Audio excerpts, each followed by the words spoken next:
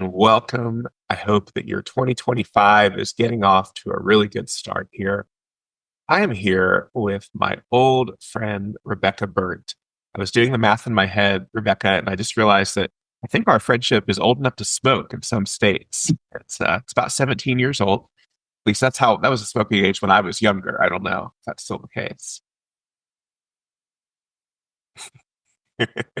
In any case, yeah. And yeah, so Rebekah is That makes me feel really old. yes, me too. Me too. You know, having a child about a year older also makes me old. But but yeah, Rebekah has been a consistently fascinating human in my life for the better part of 2 decades now. She has worn a lot of hats in her life and her background, including way back in the day, a critical care nurse. But these days, she is a psychic medium, a vocational astrologer, and a spiritual director who is also a really gifted writer and does all kinds of research that's so cross-disciplinary in science and spirituality as well as the mystical and magical arts, which is why I really wanted to sit down and talk with her, as we are entering this beginning of a new year, on what it might look like to live a genuinely magical life in a world that increasingly feels disenchanted. So thanks for sitting down with me today, Rebecca. Yeah, absolutely. Yeah. So, there's all kinds of different ways we could talk, but I just want to know, like, what is on your heart? What's really going on for you right now? What feels alive?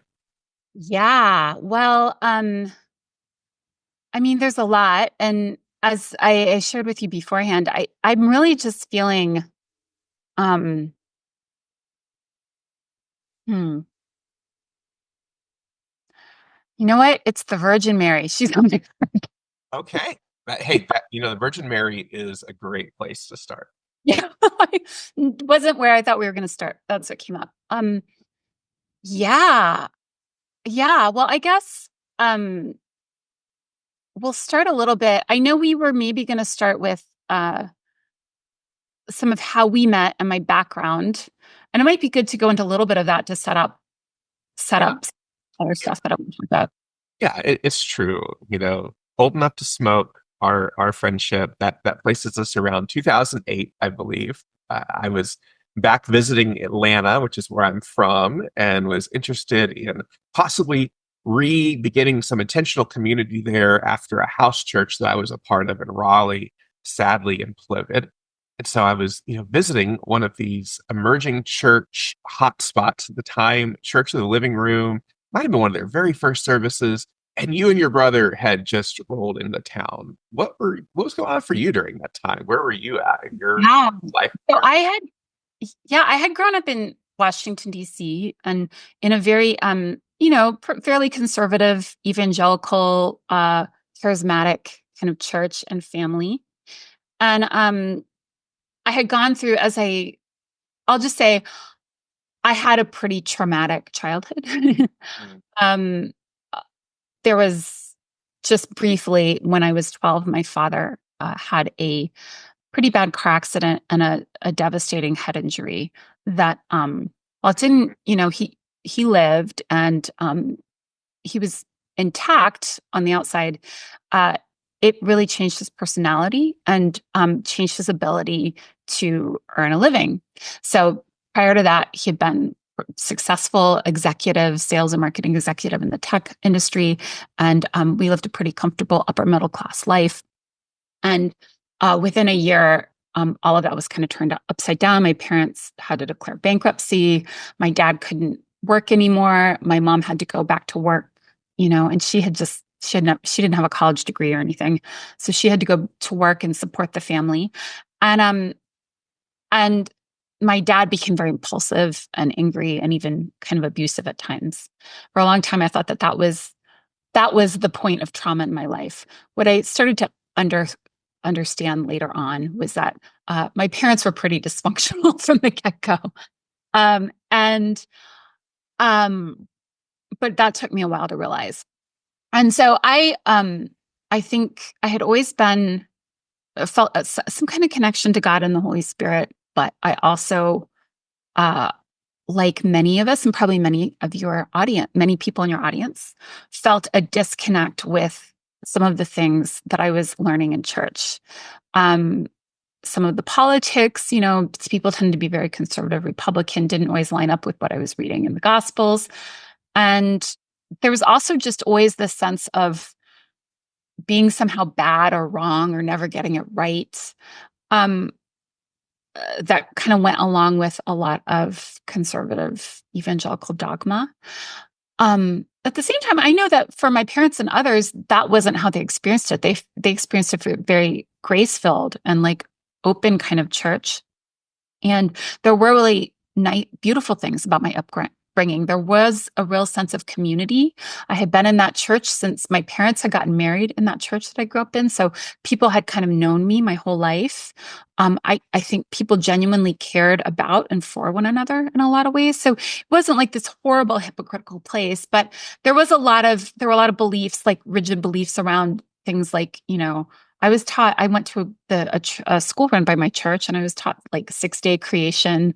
And of course, there was a lot of stuff around sexual purity that was really intense. A lot of moralizing around, what kind of movies you watched and what kind of people you hung out with, and a lot around sin and guilt that felt often overly burdensome. So as I got older, I was interested in, I sometimes decided, okay, I don't need this. Let me see if I can get away with it. But I found that I had a spiritual hunger that I could never really quiet. And so I was kind of in and out of like an Episcopal church for a while. I went back to my evangelical church. I eventually left again. And by the time I moved to Atlanta, I'd come down there because I thought that I was going to go to grad school, which I didn't end up doing. I had told my brother was kind of like in a place where he was, trying to figure his life out. I said, why don't you come with me? Like, let's just get out of this place that we grew up in. And I got into the emerging church scene, which was really, really kind of started by people who were evangelical that were starting to deconstruct their faith. And then there were people who were from mainline denominations that realized like our churches are kind of dying, what we're doing isn't working. They were looking for fresh blood. And so those two groups were kind of coming together and exploring like, what is this church thing? What is Christianity about? Are there new expressions that might be wanting to develop? And that's where you and I found each other. Yeah. Yeah. The emerging church was such a ferment in those days. I would say that, evangelicals historically were the spiritually hungry ones, at least, were willing to reinvent almost everything about like how a gathering could happen, and we're deconstructing a lot of forms. But historically, evangelicals were like, but we have to keep believing the same thing. We can make it a really cool skate church or disco church or whatever, but as long as we've got the plan of salvation and the sinner's prayer, we're good. And I feel like mainline Protestants were like, we might believe in God, we might be atheists, we might be a part of this trendy theological trend or that one, but as long as the carpets, and the drapes stay the same color, and as long as we go by the Book of Common Prayer, that is the source of our unity. And I feel like emerging church was this crazy space where suddenly it was all up for negotiation. Suddenly, the praxis was up for negotiation, the beliefs were up for negotiation, and like you said, mainliners and evangelicals found each other. It was a very innovative space. I think that around that time we met was the Advent season, waiting before Christmas. And emergent folks were like, what if we did something really edgy and we spelled Advent backwards and it was Tenevda? And, figuring out what it meant to rethink it all. Yeah. And it was interesting and it was fun to experiment like that for a while. However, it's much harder to put together a coherent ritual than you think it is. Yes. And a coherent liturgy. And it's also, I think, there was a lot of intellectual ferment. There was a lot of ideas. There was a lot of throwing things around to kind of see what stuck.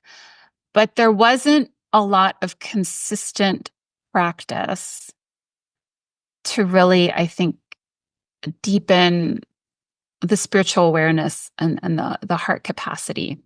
And what I started to notice was that a lot of people were just deconstructing themselves out of faith altogether, which was fine, and some people ended up just like converting from being, evangelicals and post-evangelicals to becoming mainliners, where, a lot of those post-evangelicals went to seminary and then became ordained in the Presbyterian or Episcopal Church or whatever.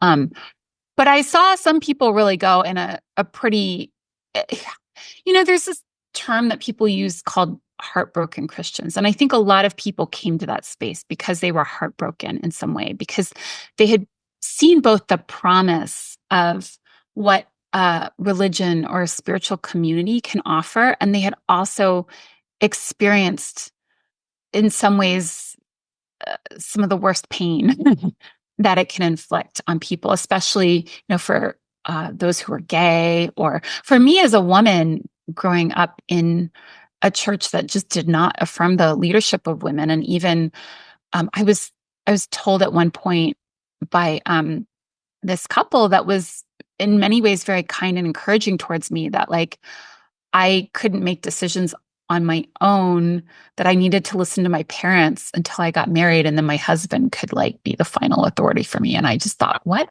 a chain of command. Yeah. To my parents' credit, like even they never would have taught me something like that.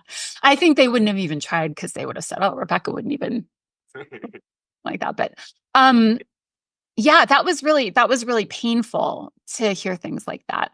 And it's especially hard when there is a lot of real beauty and encouragement, and there was real love in some ways that I experienced in that community. So I think a lot of us were very heartbroken. And what happened for some people, once they deconstructed themselves out of faith altogether from that heartbroken place, was like they stayed heartbroken, and they ended up in kind of like a nihilistic, bitter place, I think, in their spirituality. And I knew that that was a place that I did not want to end up. So yeah, that was my experience of that. I'd love to hear your reflections. Yeah. Yeah. Similarly, I feel like, a lot of folks, when they came out of evangelicalism and they began using, tools of continental philosophy to deconstruct everything, that it did become like this overly analytical pursuit. And for many of them, their original evangelicalism was also like fairly analytical. It contained emotional content. They definitely had, many of them, heartwarming, say, worship experiences, but it was all predicated on some pretty simplistic logic, evidence that demands a verdict. A lot of courtroom metaphors in the apologetics that a lot of us were raised in. Which one? The case for Christ. So that was like big in my church growing up. Yeah, the case for Christ, cold case Christianity. Yeah, just so many legal metaphors. And so, it was kind of made for the wrecking ball of a certain flavor of deconstruction. But you're right, a lot of people then grew disillusioned. And, removing our illusions can be a positive thing. It can open us up to greater growth and possibility. But it also, I think, for a lot of people, like you said, led to a kind of nihilism, led to continuing to be heartbroken, led to disenchantment.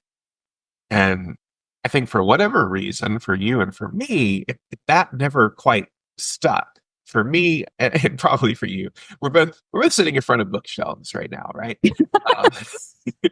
I'll only speak for myself as, this sort of Enneagram 5, someone who finds security in a maximalization of information.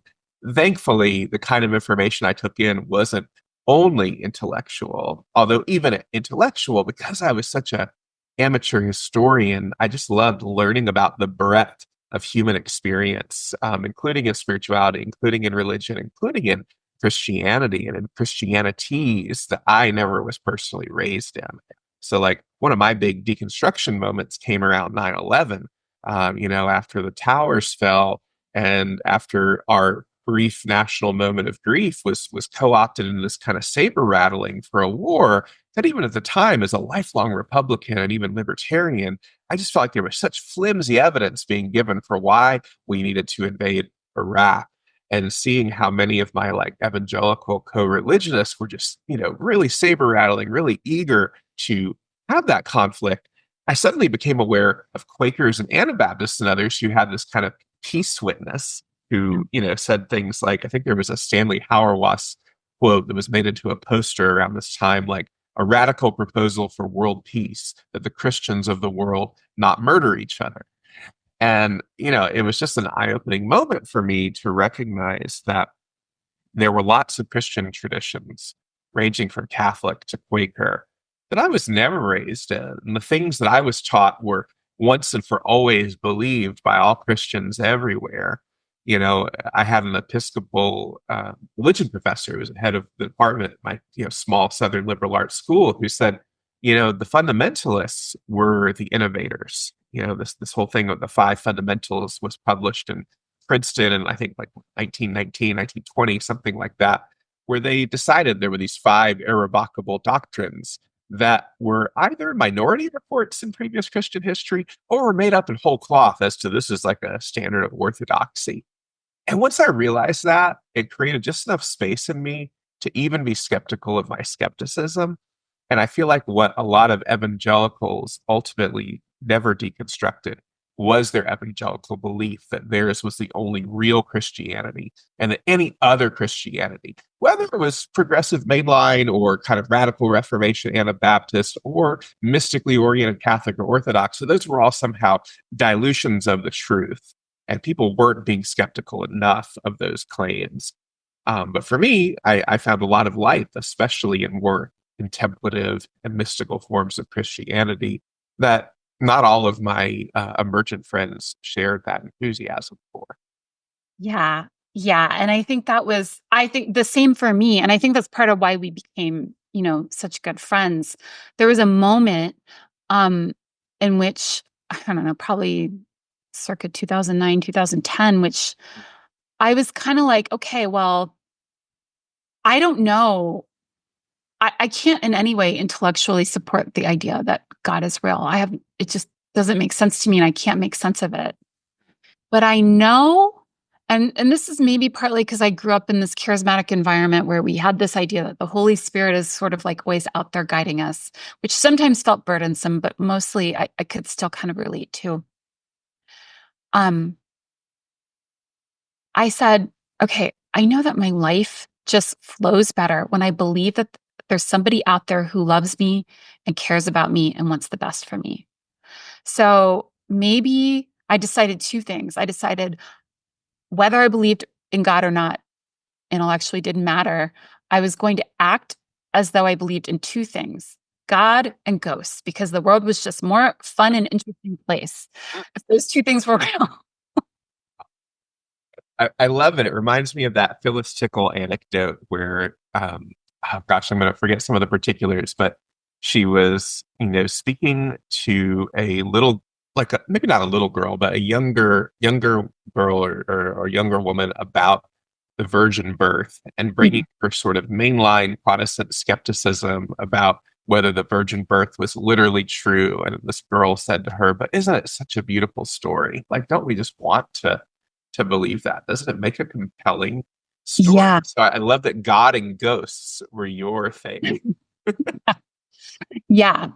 And for me, around that time, someone gave me a book that really changed my life and led me on the path to the classical contemplative kind of mystical Christian tradition. And that was The Meaning of Mary Magdalene by Cynthia Bourgeault. Hmm?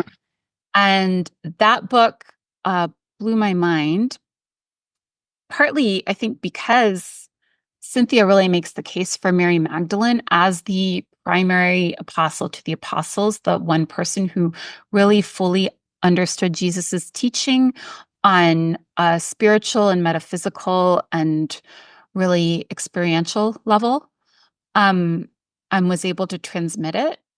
And she also raises the possibility that she really makes the case that there is a sort of sacred eros between Jesus and Mary Magdalene that's at the heart the Christian path, whether or not they like literally had sex or not, that they were partners in some way. And she said, why does it bother us to think that they might have been like actually married and had a fully physical relationship?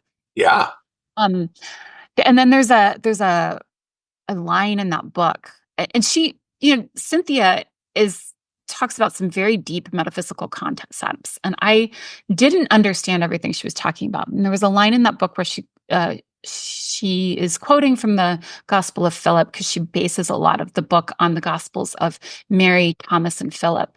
Mhm. And there's this line from the Gospel of Philip: "Bind our angels to our icons." Mm. I I was like, I don't that line was so resonant with me. And I thought, I don't know what that means, but I want to understand what it means. Yeah.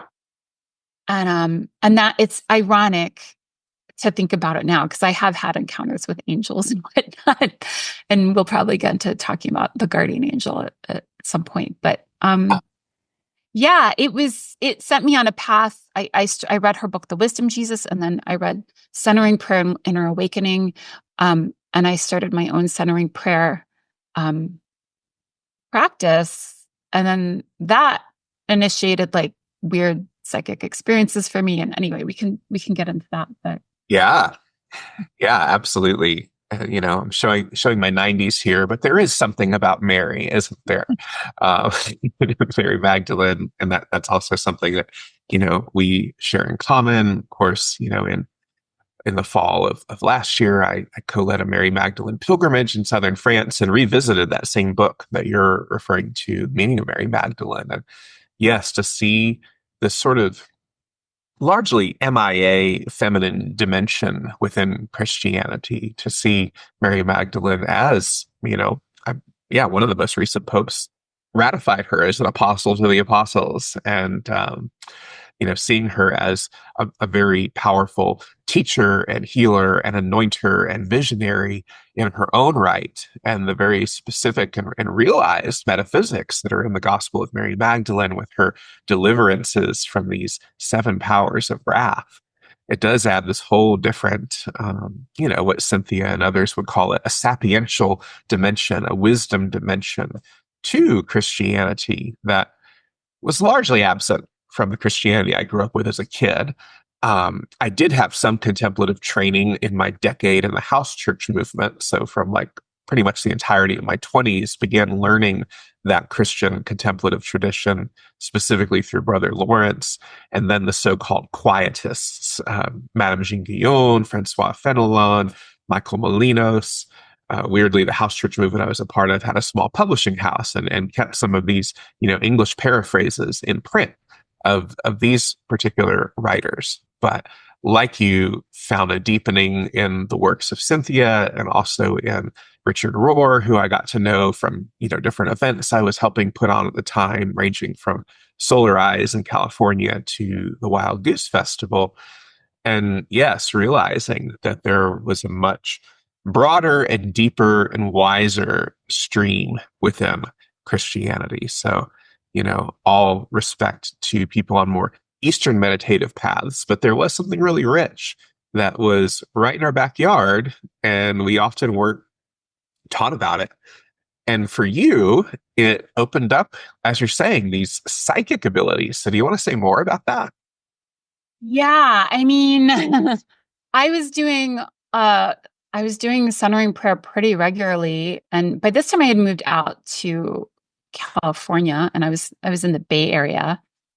And I would do like, because I was doing like travel nursing, so I would kind of go where I knew people, and I had friends, and spend like 6 months here, 6 months there. And so I was in the Bay Area, and at that point I was doing a lot of centering prayer, and I started to have like these visionary experiences. Like one day I was walking around the streets of the Mission, and I remember thinking like, man, I wish I could find like a partner who was into this stuff, because I didn't know many people my age who were like Yeah.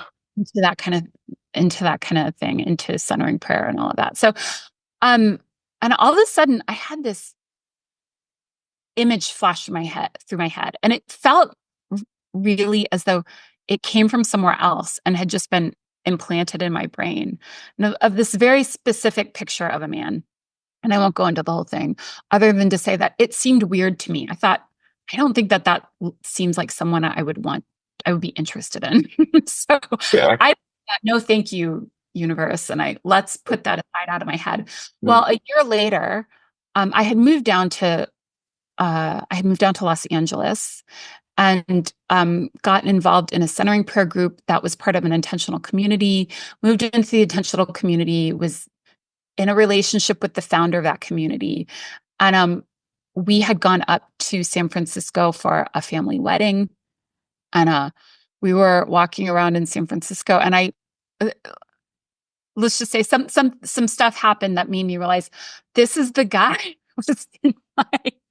I mean, there were very specific things. Like I had forgotten about that vision, but it came back to me, and I was like, "Oh my God, like this, it's all the same." And when I would tell people about the vision, they'd be like, "Oh yeah, that's him. That's definitely him." And that was so wild to me.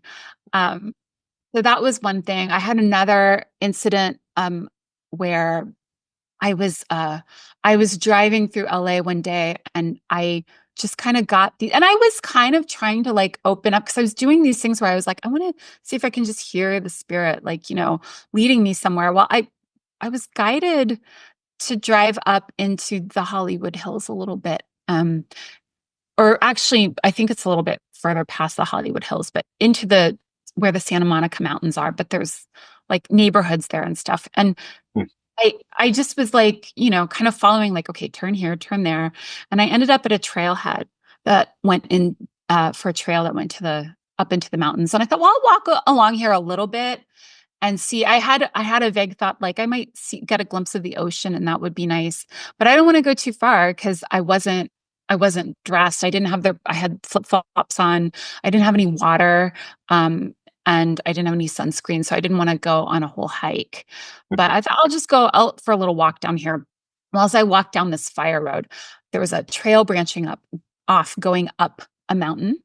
And I heard just very clearly in my head, you need to go up there.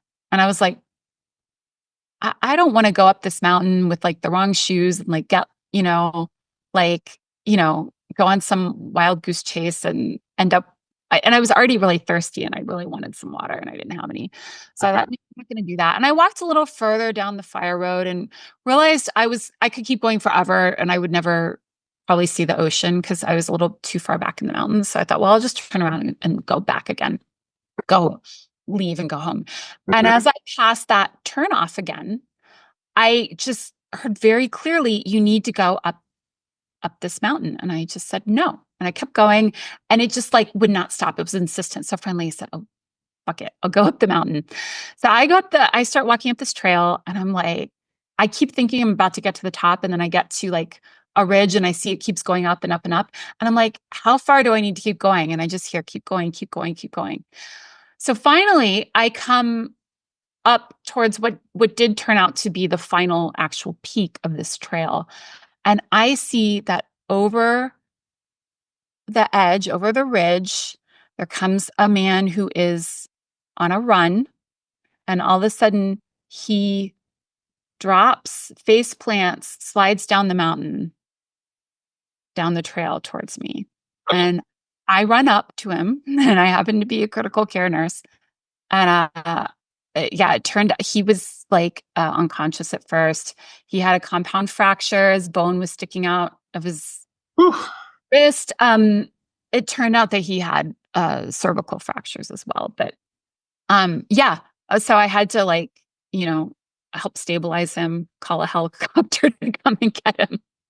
And I was like, okay, this is really weird. And there were some paramedics who had come separately down with a truck down the fire road to help, and then kind of like hiked up. And they said, once the helicopter flew off, they were kind of like, why don't you come down to our truck, and we've got some water, we'll get you, because I had blood all over me. They're like, we'll get you up and stuff. And I said, oh, do you have some water to drink too? Because I don't have any water. And they're like, what are you doing up here with flip-flops on and no water, and you're getting a sunburn? I said, oh my God, don't even ask me. But yeah, I would have weird experiences like that.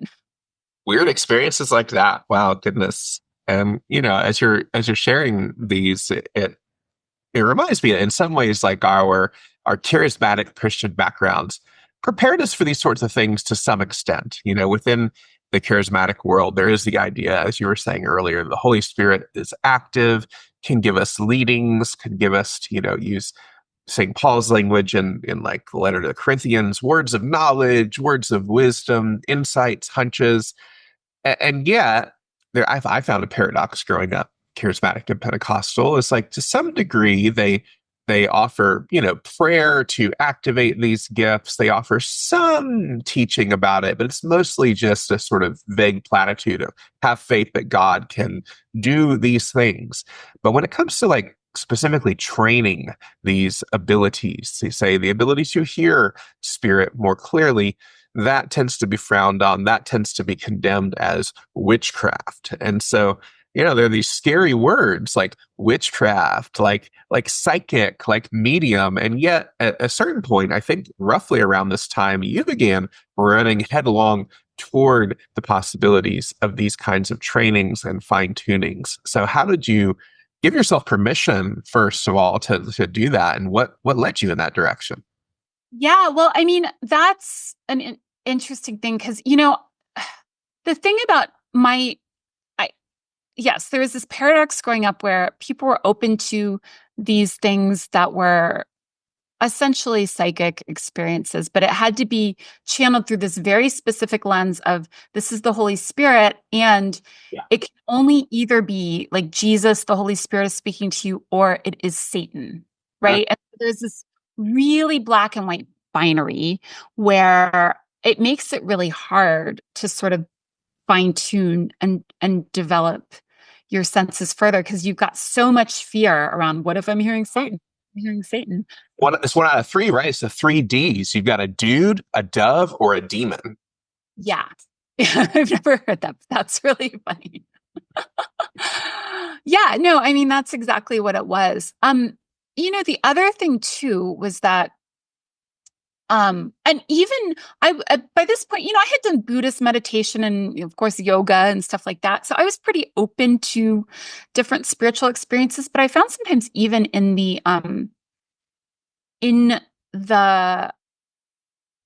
more traditional religious spiritual communities, there was this, and you certainly find this even in contemplative Christianity, there is a frowning on getting too involved with spirits, different spirits, and things like that, or working too hard to kind of fine tune these psychic abilities. Like there's still a little bit of skepticism around that.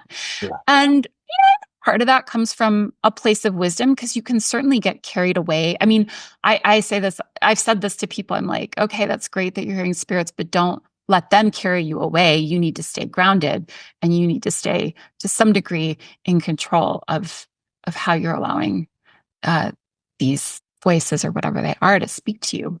Sure.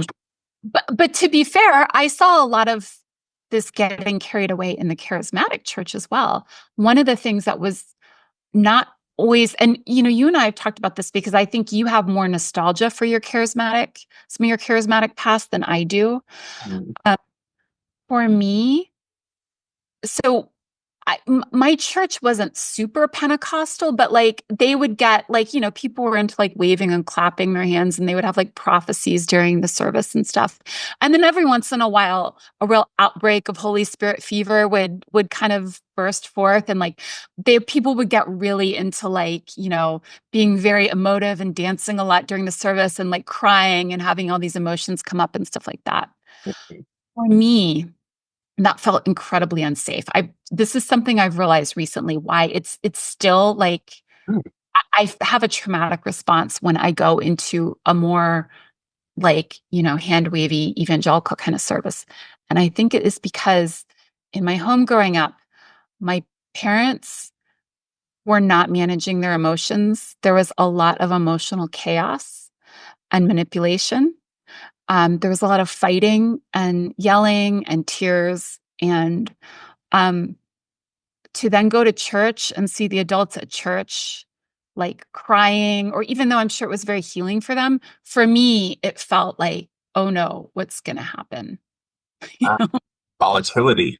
Yes. Uh-huh.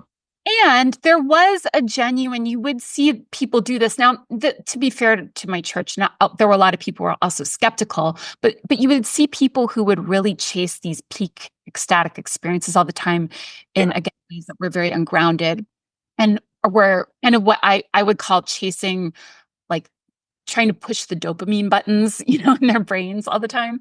Sure.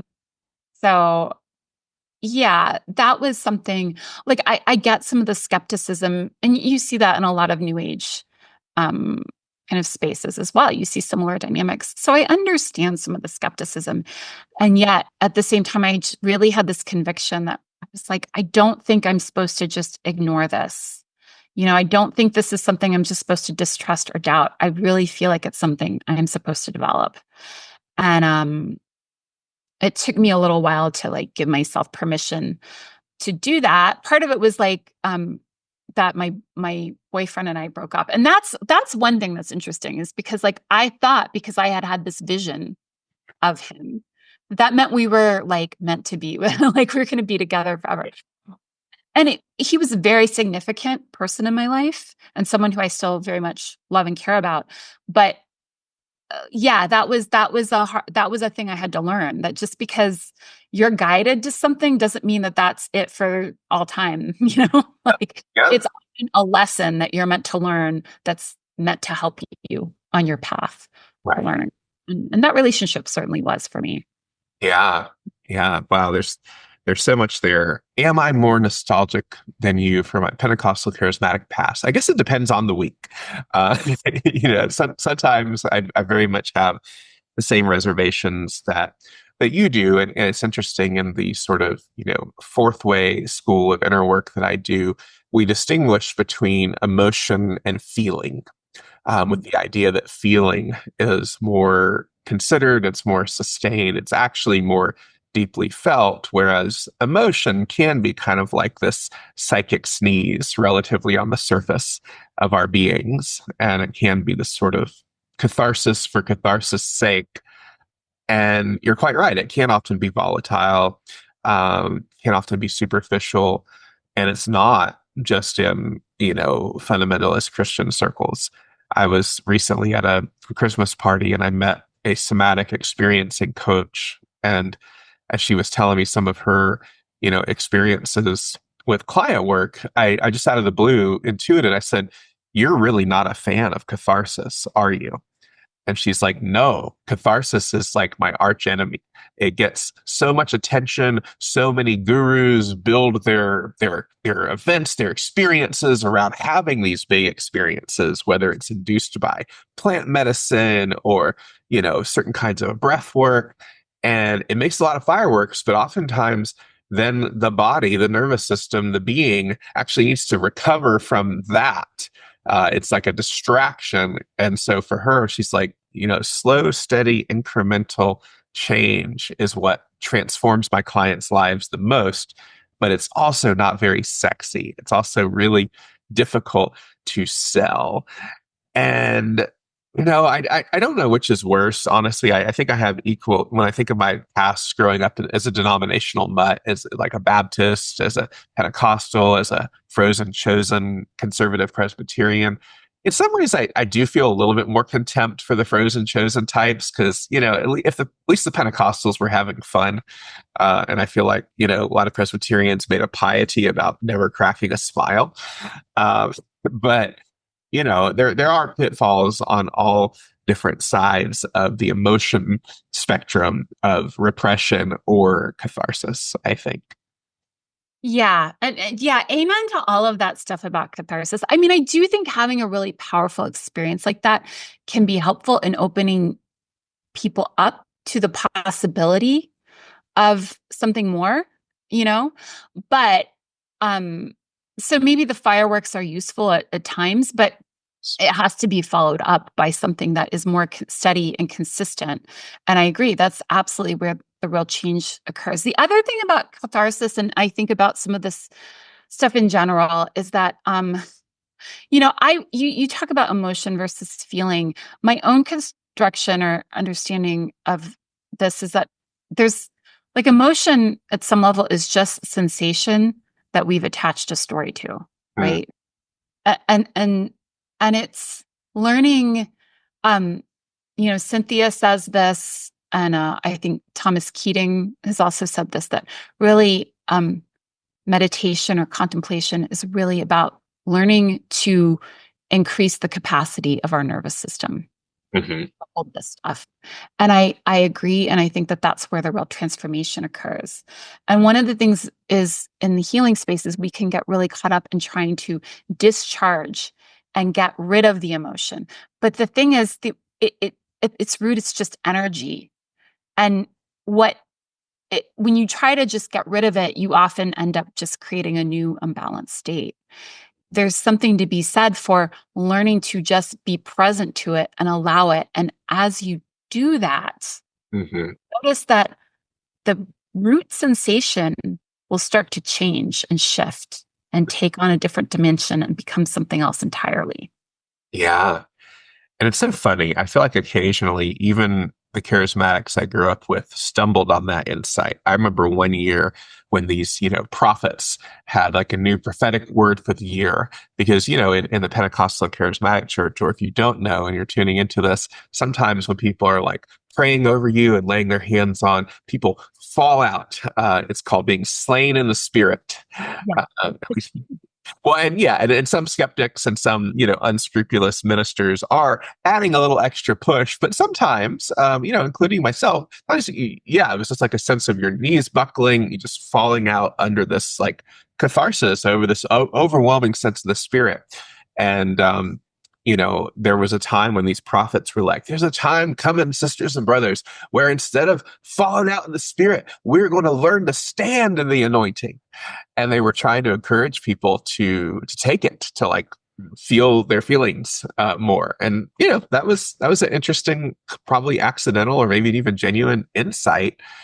But Yeah. yes, if we can actually train ourselves to take in more life, more sensation, then that's arguably one of the things life is all about. Yeah. Yeah. And for you, you were this very faithful and dedicated centering prayer, and yet that you couldn't camp out solely there either. You did move on to these like literal psychic trainings. So why did you do that? Well, it's interesting because it's so funny because I was talking to you about this earlier, but like I, one of the things is like I would have a lot of really intense sensations come up during meditation as I went deeper into that practice. And I had done a 10-day Vipassana retreat and had a very difficult experience on that retreat. Um, I think sometimes, you know, just doing more and more meditation all the time isn't always the best thing for people. Again, it's like getting to that trying to like chase almost like some sort of peak experience thing. And then I had done a year later, I'd done a 10-day centering prayer intensive at Snowmass. That felt very healing in me for me in some ways because it was much more gentle. Um, and I felt much more nurtured and cared for during that retreat by the women who were running it. But I was still having a lot of like intense sensations come up that were just really, I didn't know what to do with. And I remember talking to Pat Johnson, who is one of the founders of Contemplative Outreach. She was offering some spiritual direction. And I was like, what is this? And she said, oh, it's just the Kundalini energy coming up. And I was like, well, what do I do with it? And she said, well, she's like, we don't really, she's like, you just gotta just let it be, like we don't really talk about it in centering prayer. That's what she said. And I was like, huh, interesting. Well, what was funny was I had forgotten about this. At the end of the week, Thomas Keating came, and this was in the last couple years of his life, because this would have been in 2015. So this was 10 years ago. He died in 2018. He came and did an audience with our retreat group, where we just asked him questions. And apparently this was kind of rare at this point because he was so old. He normally didn't have the energy to do this, but he was really on that night. And one of the attendees made a recording and a transcription. And I just yesterday went back and looked through that transcription and realized that Thomas started talking about Kundalini during this. And he actually said something. He was kind of talking about what Kundalini is, but he was also kind of like, yeah, you just need to read books from the Eastern tradition about it. And so that kind of, I think, put me on a case like, okay, well, I need to go and figure out what this Kundalini, what the hell is happening in my body. Centering prayer has a really great psychological framework that Thomas Keating developed to explain what's happening in the meditation. Cynthia Bourgeault has taken a little further, I think, in her work with really being able to describe a lot of times what's happening phenomenologically. But when you really get into the body and the subtle body, there's just not as much available within the Western tradition, within Christianity specifically. And so I knew I just wanted to understand that more. It was also funny because during that retreat, I came upon the book Meditations by the Tarot, which is a classic mystical text about the trumps in the Marseille Tarot, and really interpreting it from an esoteric Christian perspective. And that made me feel like, okay, well, if these Catholic monks at a monastery have a book about the tarot, like maybe I just need to stop being afraid of exploring the things I want to explore. So, I started going further into what the things I was actually interested in, which is still Christian mysticism always, and that's always kind of my touchstone. But, I started going further into other Western occult traditions as well as Eastern, beyond just Buddhist meditation and yoga, getting more into some of the subtle and esoteric teachings. Yes. And, that's also a commonality we share. And I know that I was surprised when I began looking into, Western esoteric and occult traditions and realizing that in some ways it's Christianity all the way down. Christianity, it's Judaism with Kabbalah, to some extent it's even Islam, but very much rooted in Abrahamic faith traditions, very much rooted within, allegorical and archetypal readings of scripture. And that, there's these energies that arguably are universal, and that, people also in the Far East, as well as people in, so-called pagan pantheons, might have also worked with parallel kinds of energy and attempted magic to, achieve certain aims as well.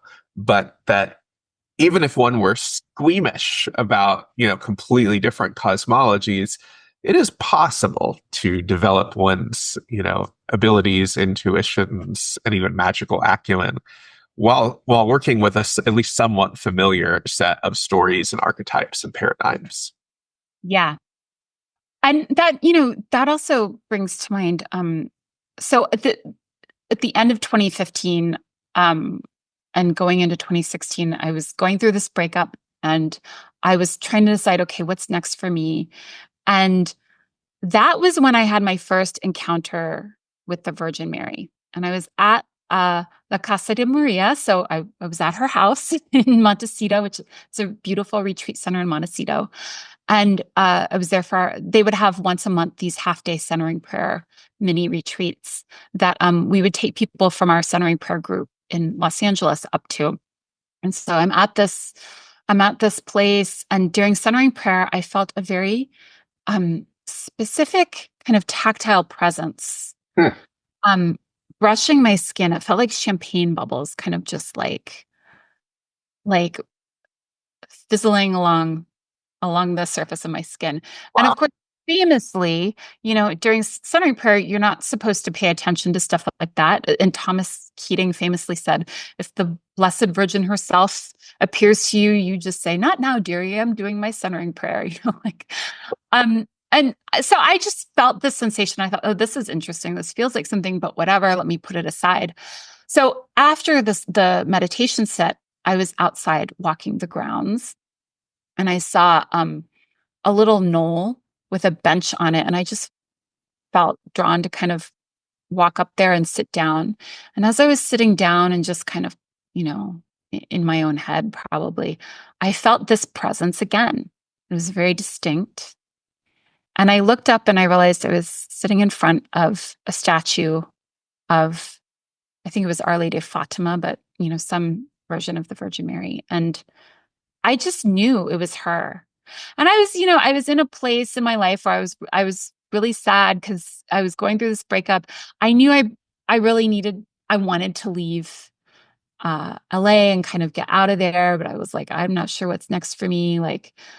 Um, and I don't know, that began a whole experience with Mary for me that has been, I already had Mary Magdalene, but with the Virgin Mary, that was very profound.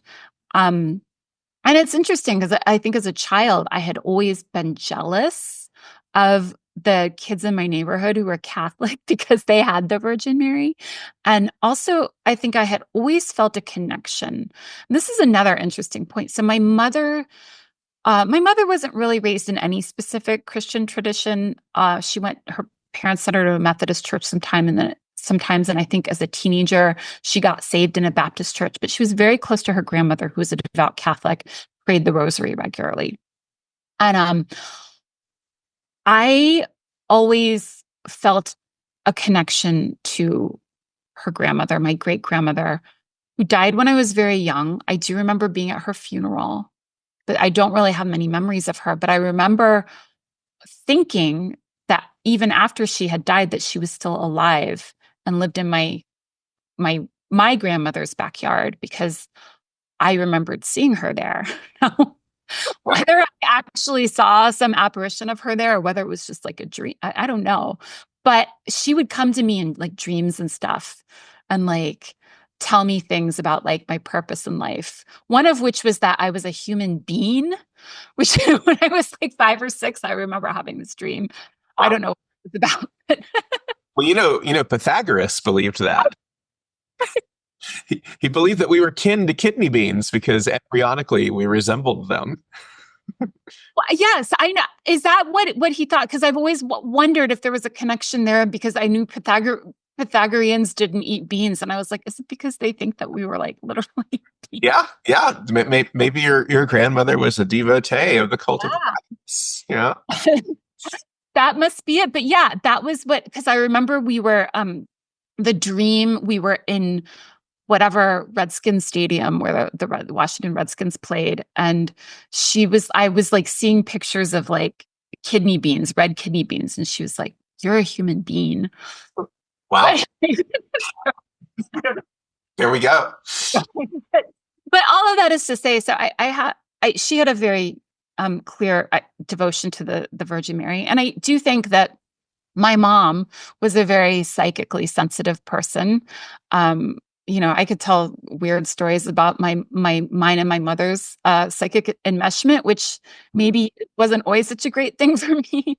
But yeah, we would have things like where we'd be in different cities, and I would have a dream that I heard my mom calling me, and I woke up, and it was like I audibly heard it.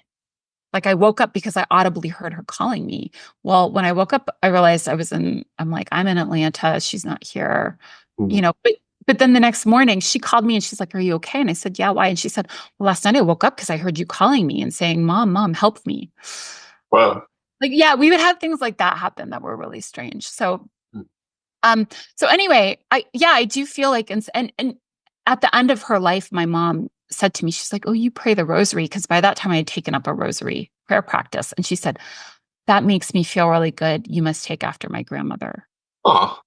And I actually prayed it with her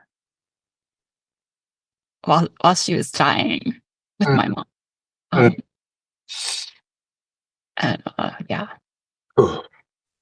But yeah, there's some kind of connection there. So I think the Virgin Mary was very powerful for me. She also gave me like she specifically would like showed me that day that I first encountered her a vision uh, of something healing occurring that did also come true later that day. That was very interesting.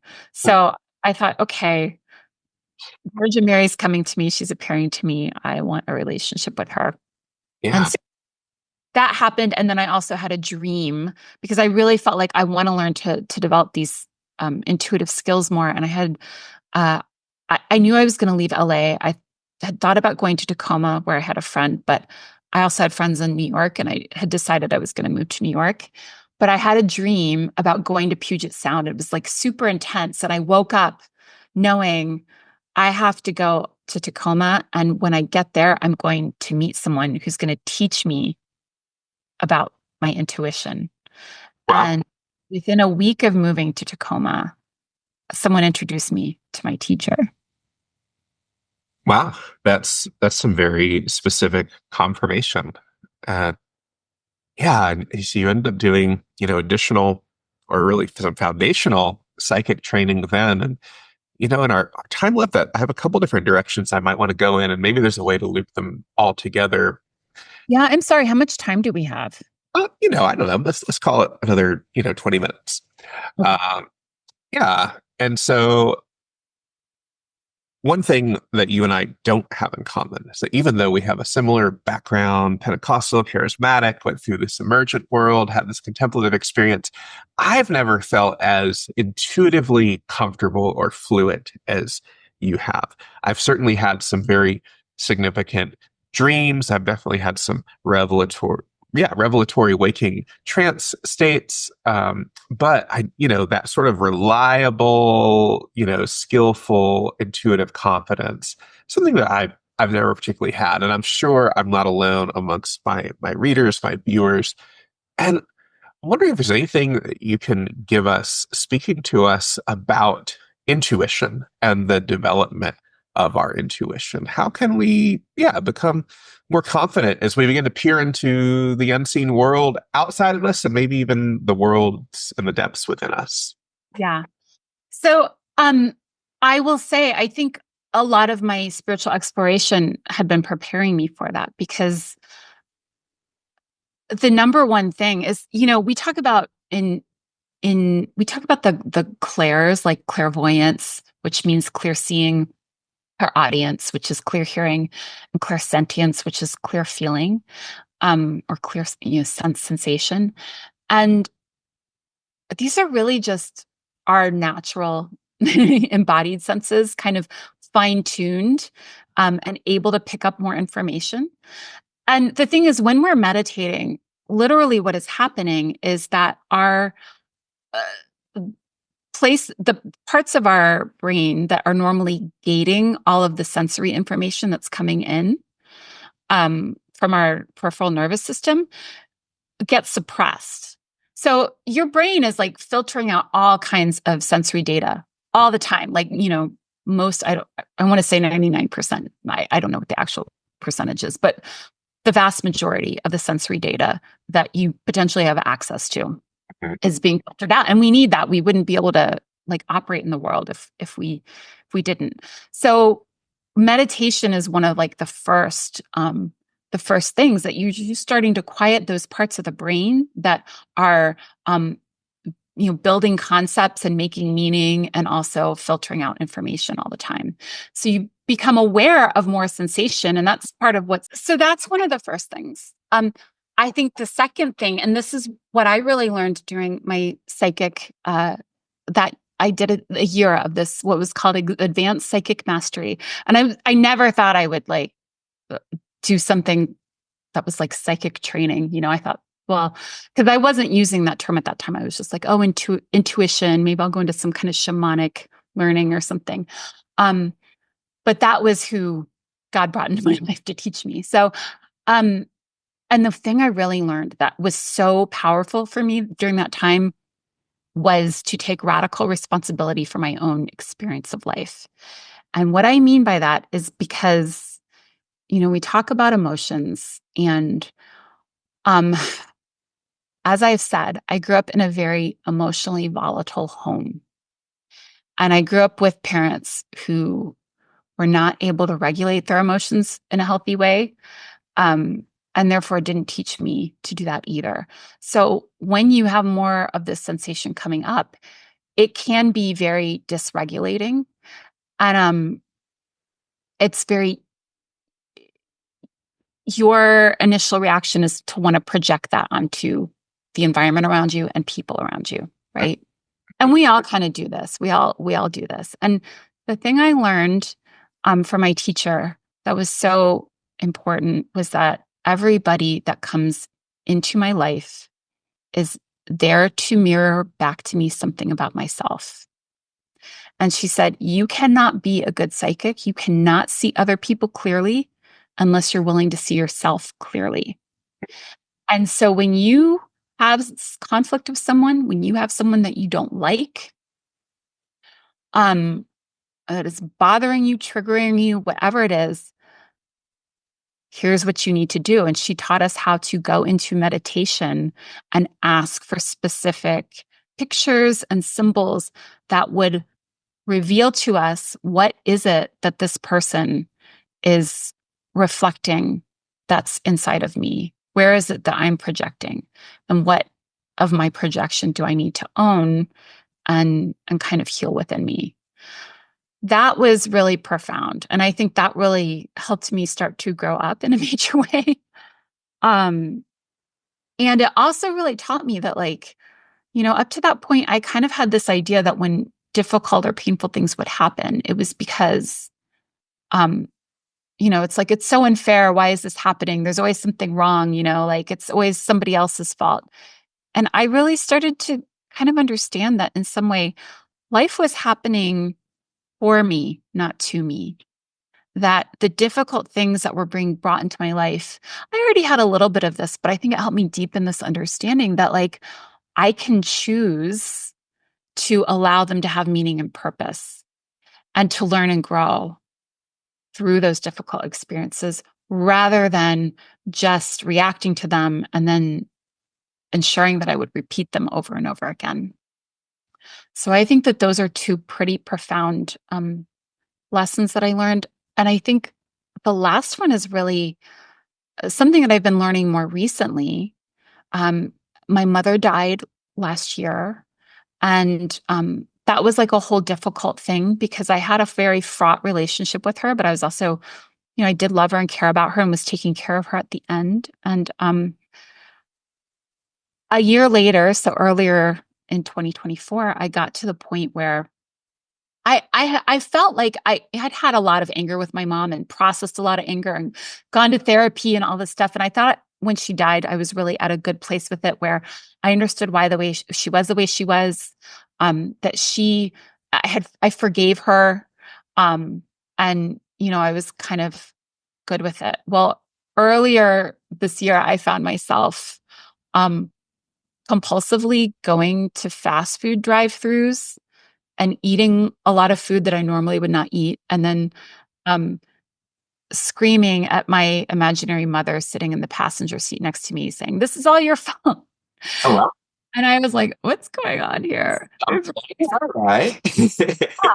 There's some intense anger coming out. And I ended up going to a program, a 12-step program called, and I want to be careful talking about this because I don't, in 12-step, it's like, you're supposed to be anonymous and you don't want to ever set yourself up as a representative for the program. But I do think it's helpful for me to share my experience.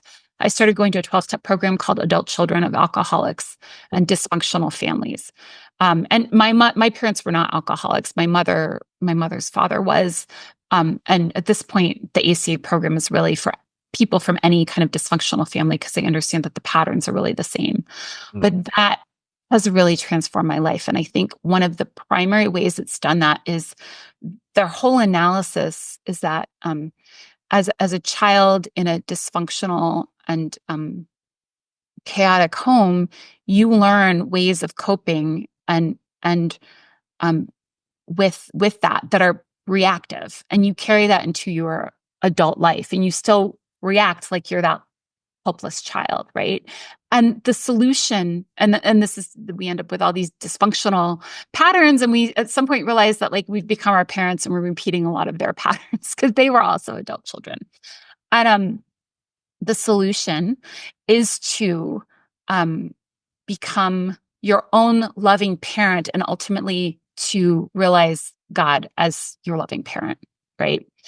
Mm. And I have done some other 12-step work in the past, and I will say this program, I almost felt like at first, like this is too soft because they are excessively gentle. They have a very deep well, more than I've seen in any other program of like support literature that comes from a pretty grounded, it's been developed by therapists and it's very trauma informed. And yeah, I knew as soon as I went to my first meeting that I belonged there and I needed to be there. But I almost felt like, because I think like a lot of us in the self-development world, we kind of want to pursue spiritual practice like it's like this, okay, I'm like, we talked about learning to hold more sensation in your body and all of that, right? Like there can be a little bit of a masculine, like, let's get to the let's strengthen ourselves, let's build our tolerance, let's increase our capacity and our power kind of thing. But this was so much about just softening and really discovering your inner child that has been there all along. And not just the inner wounded child, but the place at the very center of your being. And this is what I've been kind of finding through this. There's a place at the very center of our being that is just this very pure and very innocent and very childlike self that in some way is the divine, right? It's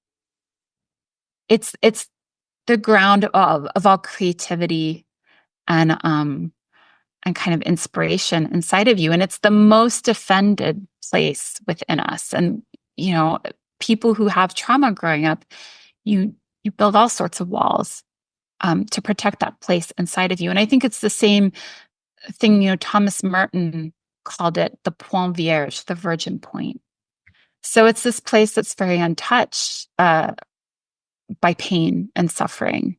And that is kind of an eternal source of joy and peace. And as I said, creativity.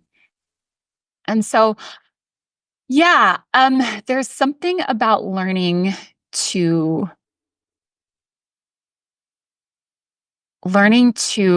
just be present to the sensation in your body without trying to shift or change it, as I said earlier. That to me feels very much like the gift. It's like a particular mothering capacity that I've experienced through my encounters with the Virgin Mary. And, Cynthia Bourgeault talks about this in some of her books as Mary's kenotic sort of signature. And kenosis is this notion of self-giving love, but it's really the way Cynthia describes it is it's an opening up and letting be without trying to control or manage. That is the fundamental creative power of the Virgin Mary. And we see this in scripture in the Annunciation when she says, "Let it be unto me according to thy will." This is what allows her to create. And it's so interesting because the more I learn about like attachment theory and stuff like that, especially in Gabor Mate's work, which I think is some of my favorite on this. It's really that consistent, gentle, loving presence from the parent without an attempt to control or manage even the emotions, but just that steady attention that allows the child to learn to regulate their emotions. And ultimately allows that pure sort of well of inspiration and creativity to be expressed through a person's life. And so, yeah, I think that's why I was feeling the Virgin Mary so present at the beginning of the interview when you asked me, because just even going through Christmas lately, I was at my Episcopal church at the Christmas Eve midnight service, and I was just struck by how this image of the mother and child is so central to so many of the carols and so much of the imagery in the liturgy, as well as, of course, until the Protestants tried to throw it all out, was such a potent image throughout Christianity. Yeah. Um, and there's something there about that healing power. I mean, it's not to say it has to be experienced through the Virgin Mary. That's the way I experience it. But I think it's a really potent symbol in Christianity for healing that allows our natural intuitive capacities to come forward in a way that's, in a way that's easeful and flowing.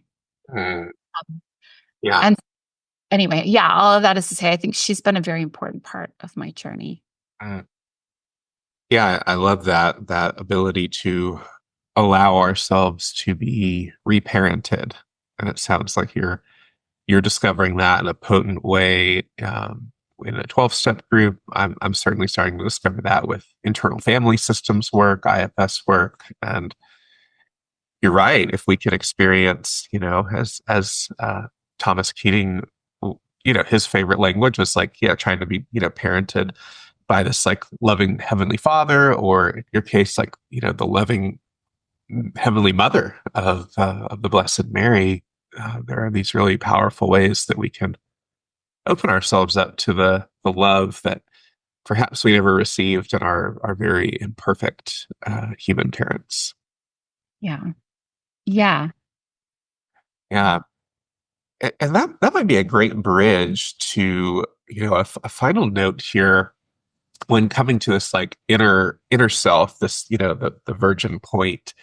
How does that relate to the esoteric idea of the holy guardian angel? What is the holy guardian angel? Is it our higher self? Is it something distinct? And how have you been working with angels lately? Yeah. So, I would say my understanding of it, and this idea is pretty old. I mean, even in old Hellenistic, sources, they talk about a personal daimon, which maybe is a little bit different from our concept. But the way I understand it is that the guardian angel is in some ways, a version or like a template for what you might become and what the divine intention is for your life. And it's there to guide us and assist us in reaching that. And in some ways, it feels like it's related. It's almost like, I think when I talk about this inner this virgin point within us, or this inner pure and innocent child within us, it feels to me like they are maybe the same thing from two different ends. One being I mean, if you're looking at it through time, one is like the sort of original raw energy, and one is the completed sort of final product. That doesn't that language is inadequate. Um, Another is to say one is just the more embodied sensational feeling of it, while one is the more conceptual, idealized version of it. So they feel like almost two ends of a spectrum to me that are like working together to like get me closer and closer to a state of equilibrium and integration. But I would say for me, I've had a couple encounters, because I do think that there are like beings like the Virgin Mary that it feels like it's something separate from me, although not separate. It's more, I guess, transpersonal, Mm-hmm. um, that are there to assist and guide. And I've also had encounters with like ancestors, like my great grandmother and others, as well as other saints, and even like I'm pretty spiritually promiscuous at this point, although like Christianity is always going to be my touch point. So I've done, like Hecate and witchcraft and other things and had other spirit encounters. But um, for me, the guardian angel feels very specific for me, to who I am. It doesn't always show up in the same way. When I initially had what I would consider to be my guardian angel encounter, came to me as a very almost it felt like a love goddess kind of spirit that called herself Anaya, and said, "I'm going to teach you about following your intuition through connecting with your authentic desire." And that's another thing that I teach when I am working with people to develop their intuition, is that really rooting into what our authentic desires are. Because I think when we can get rid of the mimetic desire, the superficial desire, the things that are just pushing our dopamine buttons, or that are fulfilling our emotion, what Thomas Keating would call the emotional programs of the false self, I think that authentic desire is a really great touch point and guide for how we're meant to move through life. And that is something that to me feels like it is sourced in that virgin point place. So that was my first encounter with a guardian angel like figure. Lately, I had a dream, and I have a whole practice where I record my dreams and have them analyzed by an AI Carl Jung, which is a whole other tangent, but it's been very revealing for me. And I had a spirit that was a child that came to me. And whenever I'm lucid in a dream, I know that there's something, like if I know I'm dreaming in the dream, there's something really significant. And this was one of those. And I feel like she's like the latest iteration of my guardian angel. So I do think that the guardian angel maybe takes different forms at different times, depending on what we're needing to learn. But it feels very much like those both feel like they were something that were specific to me and for me, in a way that some of my other spirit encounters don't. Ah, yeah, got it. There's so much rich, multivalent possibility there with the Holy Guardian Angel. And then, can you tell us about your archangel astrology practice that you developed lately that I have gotten to experience with you? Like, what is that, and how does that work? Because in some ways, I feel like it weaves together a lot of the threads we've been talking about. It certainly weaves together where you've been sort of personally and vocationally at this point. It's something you've already been helping like a lot of clients with. So what is it? Yeah, I mean, I would say whatever kind of reading I'm doing, because I do both these aura readings that I learned in my psychic program, which have an energy healing component, and then I've also been a Hellenistic astrologer. That was kind of the training I received for some time, and archangel astrology is really just I was doing these angelic invocations to the planetary angels and like getting messages from them. Um, and I kind of got this download for, here's a template to marry these two things, the astrology and the psychic aura readings together, which was something I had been wanting to do, but I wasn't really sure how to do it.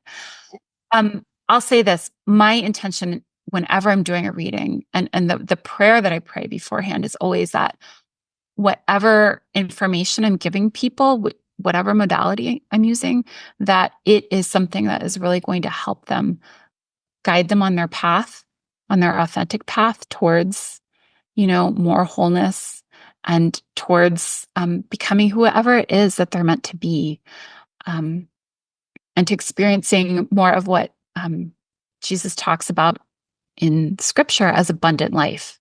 That's something that is another concept that's really important to me.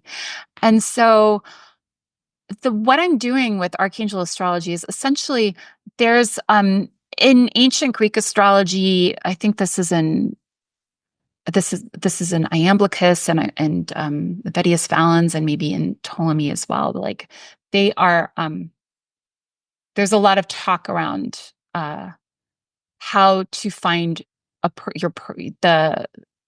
the one planet that kind of rules your chart, that is the guiding spirit for your chart. And sometimes they talk about this as a personal daimon, and there's different ways of like determining the personal daimon. Well, the Hellenistic astrologer Demetra George, who is a trained classicist and has translated a lot of these ancient texts herself, kind of came up with what she felt was like a synthesis that had been developed for finding these 3 guiding planets in your chart that that were helping to determine your purpose, helping to guide you in your purpose and your develop your talents and gifts, as well as to kind of just chart your course.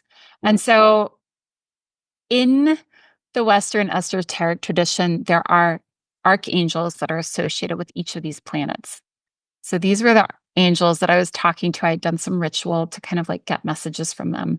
And they just showed me a way of putting together this technique that Demetra George teaches in her textbooks on Hellenistic astrology, but using instead the angelic consciousness, which is just something that I feel personally very attuned to. And using it to do an astrology reading, and then also being able to channel some information from them for people and do a little energy healing if it's warranted. So that's what I do now in my archangel astrology readings. And I wouldn't say that any of the planetary angels are your guardian angel. However, when I look at the most prominent planetary angel in my chart, it's Venus, which is the angel Haniel or Aniel, which is not technically etymologically related, but is very similar to this name Anaya that I was given. And the energy of like this sort of love goddess energy of like love and desire is a very similar type of energy.